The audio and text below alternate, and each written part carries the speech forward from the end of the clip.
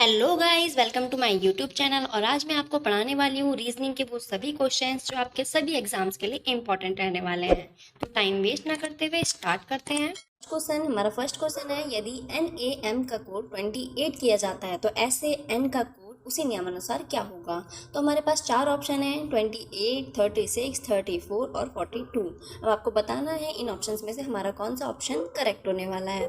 तो कुछ भी नहीं है, क्वेश्चन बहुत ही इजी क्वेश्चन है। तो सबसे पहले हमने देखा यहाँ पर एन के बाद क्या आता है, तो उसको सॉल्व करने से पहले आपको सबसे पहले अल्फ़ाबेटिकल नंबर्स के बारे में पता होना चाहिए। तो जैसे कि आप देख सकते हैं फर्स्ट लिखा है एन, तो एन का जो नंबर होता है वो होता है 14 और ए का अल्फ़ाबेटिकल नंबर 1 होता है, एम का होता है 13। तो आपको कुछ नहीं करना, इन तीनों नंबर को ऐड कर देना है और हमारा आंसर आएगा 28। तो एन एम का कोड जो होगा 28 होगा। ऐसे ही सेम टू सेम हमें SAN का करना है। तो एस का जो हमारा अल्फ़ाबेटिकल नंबर होता है वो 18 होता है, ए का 1 होता है और एन का 14 होता है। तो अगर हम इन तीनों नंबर्स को ऐड करेंगे तो हमारा आंसर 34 आएगा। तो आपको पता चल गया होगा हमारा कौन सा ऑप्शन करेक्ट रहने वाला है। तो 36 हमारा करेक्ट होगा। तो ये रहा हमारा सेकंड क्वेश्चन, यदि RAM SBN है तो LAMB क्या होगा। ठीक है, तो हमारे पास 4 ऑप्शंस है, आपको बताना है इन 4 ऑप्शंस में से हमारा कौन सा करेक्ट होगा।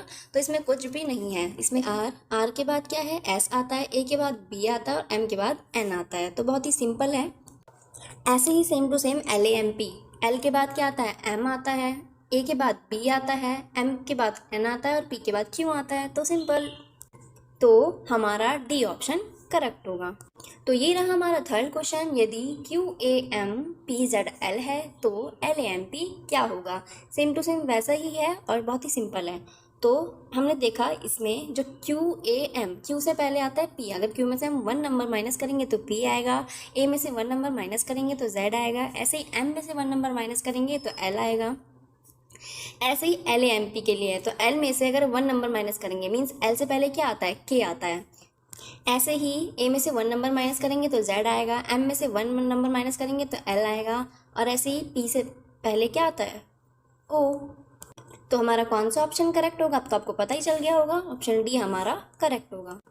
तो ये रहा हमारा फोर्थ क्वेश्चन और ये भी बहुत इजी है, बस थोड़ा सा दिमाग लगाने की ज़रूरत है। तो फर्स्ट हम देख लेते हैं क्या लिखा है, यदि किसी सांकेतिक भाषा में ब्रेन को CSBZO कहा गया है तो उसी भाषा में मेकर MAKER को कैसे लिखा जाएगा। तो आपको बताना है मेकर को हम क्या लिखेंगे। हमारे पास 4 ऑप्शंस है, ठीक है, तो कौन सा ऑप्शन करेक्ट होगा वो आपको बताना है।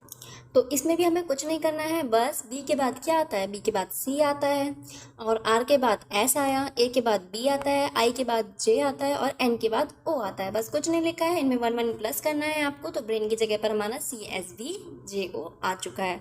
तो ऐसे ही हमें सेम टू सेम मेकर का निकालना है। तो हमें पता होना चाहिए M के बाद क्या आता है, N आता है, इसमें 1 1 नंबर आपको ऐड करना है। ऐसे M के बाद N आता है, A के बाद B आता है, K के बाद L आता है, E के बाद F आता है और R के बाद S आता है।